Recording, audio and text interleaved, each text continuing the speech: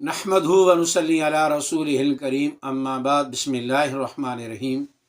معزز سامعین و سامعات، آج کی گفتگو کا عنوان ہے صدقۃ الفطر۔ صدقۃ الفطر یہ رمضان میں اللہ جل جلالہ کی طرف سے مسلمانوں پر ایک واجب عبادت ہے، مالی طور پر اس کا ادا کرنا واجب ہے۔ سب سے پہلے صدقۃ الفطر کس پر واجب ہے؟ جو آدمی زکوٰۃ لینے کا مستحق ہے اس آدمی کے ذمہ صدقۃ الفطر واجب نہیں ہے۔ صدقۃ الفطر اس مسلمان پر لازم ہے جو زکوٰۃ لینے کا مستحق نہیں ہے۔ ہر وہ مسلمان جس نے رمضان کا مہینہ پایا اور عید الفطر کا چاند دیکھنے سے پہلے اس نے رمضان کا مہینہ پا لیا، اس پر صدقۃ الفطر واجب ہے۔ ایک بچہ جو مسلمان کے گھر پیدا ہوا اس پر بھی صدقۃ الفطر واجب ہے۔ صدقۃ الفطر واجب ہونے کے لیے روزہ فرض ہونا ضروری نہیں ہے۔ مثلا بچے ہیں، نابالغ ہیں، ان پر روزے فرض نہیں ہیں، لیکن چھوٹے بچوں کا صدقۃ الفطر ان کے ماں باپ پر واجب ہے۔ ایسے ہی اگر گھر میں کوئی بیمار ہے اور اس کو ماہر ڈاکٹر نے بتایا ہے کہ روزہ رکھنے سے تیری موت واقع ہو سکتی ہے یا تیری بیماری بڑھ سکتی ہے، اس صورت میں شریعت نے اس کو افطار کی اجازت دی ہے اس بیمار کو، لیکن صدقۃ الفطر اس مریض کی طرف سے بھی ادا کیا جائے گا۔ ایسے ہی گھر میں ایسا بوڑھا ہے جس کے اندر روزہ رکھنے کی سخت نہیں ہے اور شریعت نے اس کو اجازت دی ہے کہ آپ روزہ نہ رکھیں اور روزے کا فدیہ ادا کر دیں، اس کی طرف سے بھی صدقۃ الفطر واجب ہے۔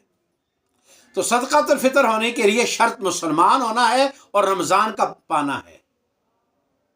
پہلا مسئلہ تو یہ ہے۔ دوسرا مسئلہ یہ ہے کہ صدقۃ الفطر کس کی طرف سے کون ادا کرے گا؟ ایک آدمی شادی شدہ ہے اور اس کے بچے ہیں، اب بچوں میں اس کے نابالغ بھی ہیں اور بالغ بھی ہیں۔ نابالغ بچوں کا صدقۃ الفطر باپ پر لازم ہے۔ نابالغ اولاد کے علاوہ بالغ اولاد اور بیوی، ان کا صدقۃ الفطر بیوی کا خامد کے ذمہ لازم نہیں اور بالغ اولاد کا باپ کے ذمہ لازم نہیں۔ ہمارے مشرقی معاشرے میں صدقۃ الفطر عموماً سارے گھر کا سربراہ ہی ادا کرتا ہے۔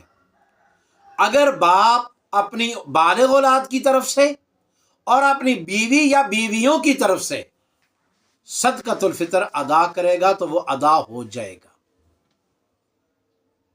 بہتر یہ ہے کہ مالی عبادت ہے، جس طرح ایک عورت نے رمضان کے روزے رکھے ہیں اور ان روزوں کے ذریعے اس نے اللہ کو راضی کیا ہے، اسی طرح اگر اس کے پاس جیب خرچ اتنا ہے کہ جس سے وہ صدقۃ الفطر ادا کر سکے، بہتر یہ ہے کہ وہ اپنا خود ادا کرے۔ اسی طرح اگر بالغ اولاد صاحب روزگار ہے تو وہ بھی اپنا صدقۃ الفطر خود ادا کرنے کی کوشش کریں، کیونکہ جس طرح روزہ جانی عبادت ہے اسی طرح صدقۃ الفطر مالی عبادت ہے، اور اللہ رب العزت کی ذات جس طرح جانی عبادت سے راضی ہوتے ہیں اسی طرح مالی عبادت سے بھی راضی ہوتے ہیں۔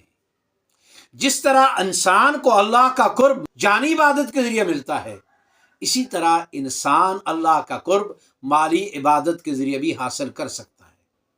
تو لہٰذا بہتر یہ ہے کہ بیوی اور بالغ بچے اپنا صدقۃ الفطر خود ادا کریں۔ اگر باپ اور گھر میں کا سربراہ یا خاوند اگر صدقۃ الفطر ادا کر دیں گے تو ادا ہو جائے گا۔ ہمارے ہاں چونکہ پوری دنیا میں اب غلامی کا تصور ختم ہو چکا ہے، عملاً حقیقتاً غلامی نہیں ہے، غلاموں کی جگہ ملازم ہوتے ہیں، نوکر ہوتے ہیں تو نوکروں اور ملازموں کا صدقۃ الفطر مالک کے ذمہ لازم نہیں ہے۔ وہ چونکہ آزاد ہوتے ہیں، وہ تنخواہ لیتے ہیں، وہ اپنے کام کی اجرت لیتے ہیں، لہذا ان پر ان کا صدقۃ الفطر خود ہی لازم ہے۔ اسی طرح ہمارے ہاں عید کے موقع پر